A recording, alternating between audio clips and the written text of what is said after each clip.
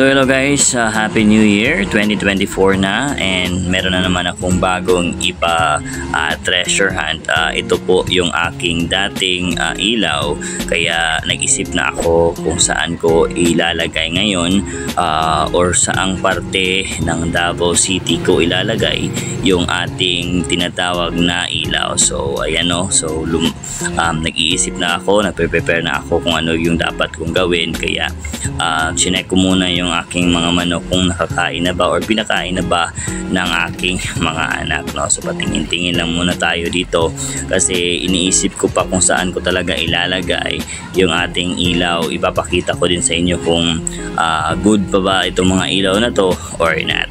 So ayan, kinuha ko na sa loob, ilalagay ko na din ito sa supot na puti, kaya para kahit hindi makita agad yung ating pa-treasure hunt, hindi siya mababasa at safe yung ating pa-treasure hunt na iiwan sa isang lugar dito sa may Davao City. Ayan o. So kumusta pala kayo? I hope nasa mabuti po tayong kalagayan, no? And tandaan natin na magdasal always at i-ask natin yung presensya ng Diyos na gagabay sa atin. Ayan, so ayan o, nakabihis na pala ako at sinuot ko na din yung aking very powerful na bonnet, no? So ayan, so rainbow pa yung ating bonnet, at saka isusuot din natin yung ating helmet para safe tayong pumunta sa ating pupuntahan, kasi bawal naman dito na walang helmet, no, sa Davao, kaya dapat may helmet talaga. Ayan, so pinaandar na natin, no? So prepare na talaga natin at papaandarin na natin yung ating motor para makapunta na tayo doon sa ating papupuntahan, which is kung saan natin iiwan yung ating pa-treasure hunt. Ayan, so dahan-dahan lang talaga tayo dito mga kapatid, kasi pag nagmadali tayo, ayan, meron din consequences. Sometimes maano tayo. Ayan, so shout out diyaning bata nga pagtikim maglakaw o kabalumuan ng bataan si Cedric ni. So muna na, so padulong pa dito, hapit pag na ako mabanggaan hinon si Cedric. So gamay lang trivia, no? So atong ipapakita ko po sa inyo dito na okay po talaga yung ating mga ilaw. So makikita nyo naman na good po yung ating mga ilaw, umaandar po yung high at saka low natin. Ayan, diba? At meron na po din pala itong tawag dito, meron na po din tayong relay na ating magagamit dito. Ayan, so ipapack na po natin yung ating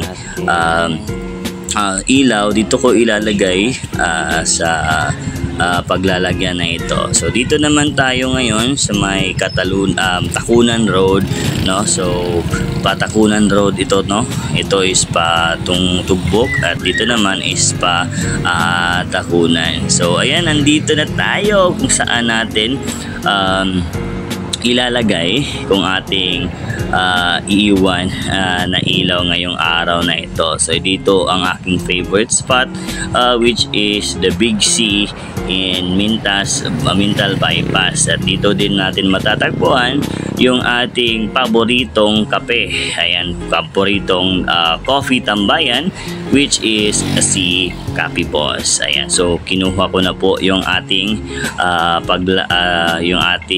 ilaw or yung ating ilalagay dito sa lugar na to. Prepare ko na po siya para ating dalhin. So ayan, so nagmumuni-muni muna tayo dito kung saan talaga natin dadalhin at ilalagay ito.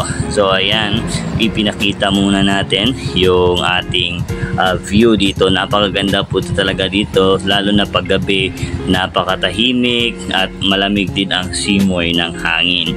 Ayan, so chinek ko muna yung ating paligid kung meron ba talagang ibang tao or may tao sa paligid na baka makita nila kung saan natin ilalagay.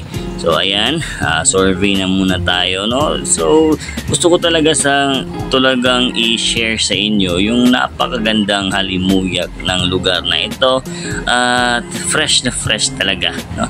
Fresh na fresh. Ayan.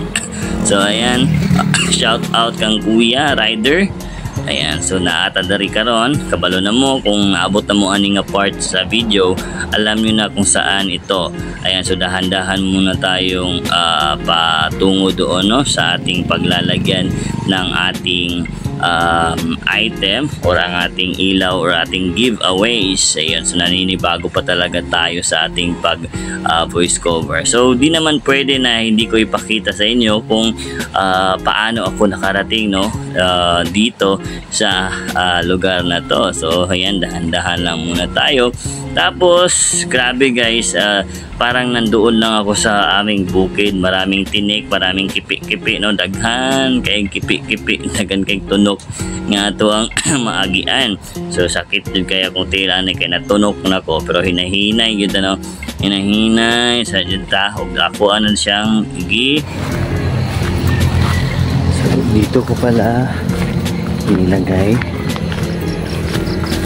yung ating pa-treasure. So ayan, so nasa supot po siya ng white. Sa mga taga Davao nakakaalam nito. Ayan. So dali lang itong hanapin, no? Dali rakay niya ito itaon. See you. Yeah guys, makakita na yan, no? Ayaw mo kalimot nga sa makakita ni mo kalimot nga i-like ninyo ang akong page, ang bagong page, Kuya JE.